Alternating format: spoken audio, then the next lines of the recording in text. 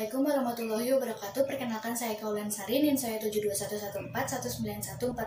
Saya dari jurusan akuntansi. Di sini saya akan mempresentasikan tentang menggunakan teknologi informasi dalam menjalankan perdagangan elektronik atau e-commerce.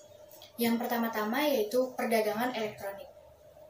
Perdagangan elektronik yang biasa disebut e-commerce adalah penggunaan jaringan komunikasi dan komputer untuk melaksanakan proses bisnis.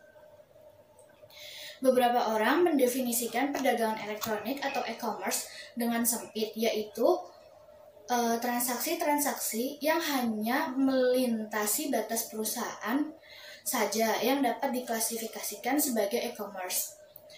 Jika suatu transaksi tetap berada di dalam batas perusahaan, orang-orang ini akan menyebutnya sebagai transaksi bisnis elektronik. Arti e-commerce dalam pandangan yang luas, yaitu bahwa e-commerce dapat memfasilitasi operasi internal maupun eksternal perusahaan. Dengan pandangan ini, istilah bisnis elektronik dan perdagangan elektronik adalah sama. Selanjutnya, e-commerce di luar batas perusahaan. E-commerce di luar batas perusahaan dibedakan menjadi dua jenis, yaitu satu, e-commerce bisnis ke konsumen atau business to consumer atau B2C, yang mengacu pada transaksi-transaksi yang terjadi antara sebuah bisnis dan konsumen akhir dari suatu produk. Yang kedua ada e-commerce bisnis ke bisnis atau business to business atau B2B.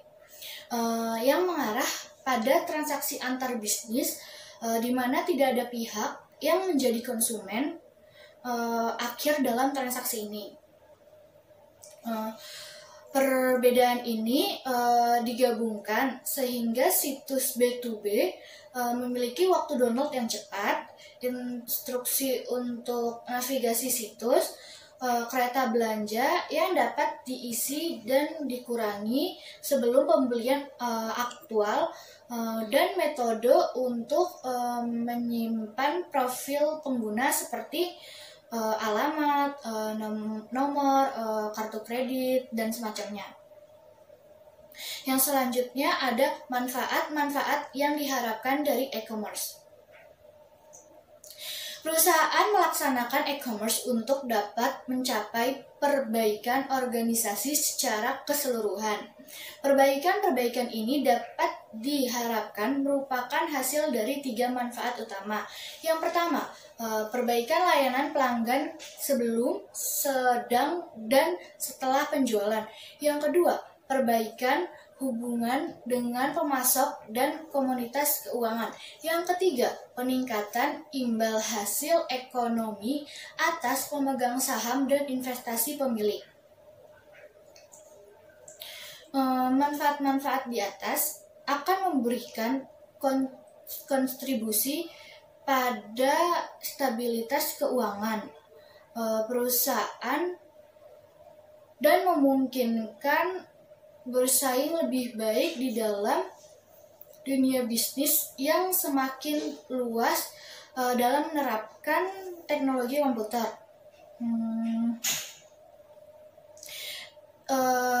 Ingat bahwa pemakaian laba tidak termasuk ke dalam manfaat yang diharapkan dari e-commerce. Laba adalah hasil dari sebuah organisasi yang mencapai tujuannya.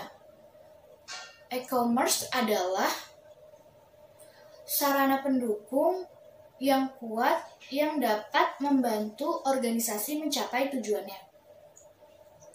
Selanjutnya ada kendala-kendala e-commerce. 3 kendala dalam pelaksanaan e-commerce adalah sebagai berikut. Yang pertama, biaya yang tinggi. Yang kedua, kekhawatiran akan masalah keamanan. Dan yang ketiga, peranti lunak yang belum mapan atau belum tersedia. Masing-masing kendala di atas akan semakin tertantang seiring dengan semakin populernya teknologi dan sistem informasi. Biaya sumber daya komputer karakterisasi pada akhirnya akan menurun. Selanjutnya ada ruang lingkup e-commerce. E-commerce memiliki sifat yang dinamis dengan ruang lingkup pengaruh yang dapat berubah dalam waktu yang cukup singkat atau hanya dalam beberapa bulan. Selanjutnya ada jalan menuju e-commerce. Ketika sebuah perusahaan merasa bahwa manfaat yang diharapkan lebih besar daripada biaya dan memutuskan untuk mengimplementasikan e-commerce, perusahaan tersebut menyadari bahwa implementasi yang akan dilakukan bisa jadi merupakan suatu pekerjaan yang besar. Rencana bisnis strategis akan membekukan komitmen untuk menggunakan e-commerce guna meraih keunggulan kompetitif. Perusahaan pertama-tama harus memperoleh kecerdasan bisnis atau business intelligence, sehingga perusahaan tersebut akan dapat memahami peranan potensial yang akan dimainkan oleh masing-masing unsur lingkungan. Selanjutnya ada intelijensi bisnis atau business intelligence. Intelijensi bisnis atau business intelligence atau BI adalah aktivitas pengumpulan informasi mengenai unsur-unsur di dalam lingkungan yang berinteraksi dengan perusahaan. Intelijensi bisnis atau business intelligence menjadi sangat dibutuhkan karena pengambilan keputusan pelaksanaan e-commerce itu terlebih dahulu harus mengetahui tentang perusahaan dan hubungannya dengan para pelanggan, pesaing, pemasok, dan pihak-pihak eksternal lainnya. Selanjutnya ada strategi e-commerce dan sistem interorganisasional. Masalah dalam menentukan strategi e-commerce yang terbaik memiliki beberapa kemungkinan solusi.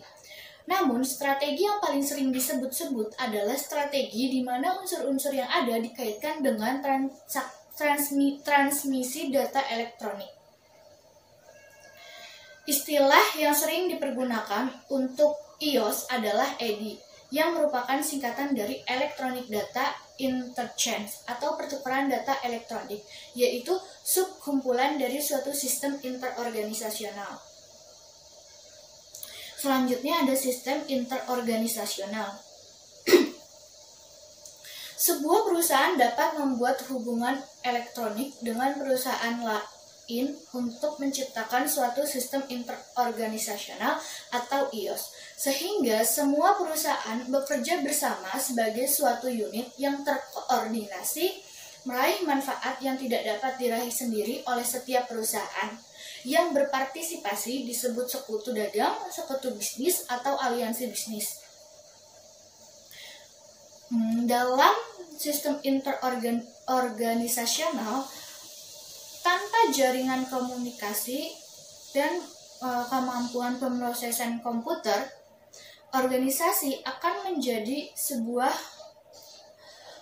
pulau produksi maya dengan sedikit kemampuan yang dipergunakan untuk jasa dan produk yang menciptakan vitalitasnya bagi perusahaan. E-commerce dan EDI adalah jalan bebas hambatan bagi sistem tersebut. Selanjutnya, dampak internet pada bisnis di masa mendatang. Para pengguna internet adalah suatu kelompok yang beragam.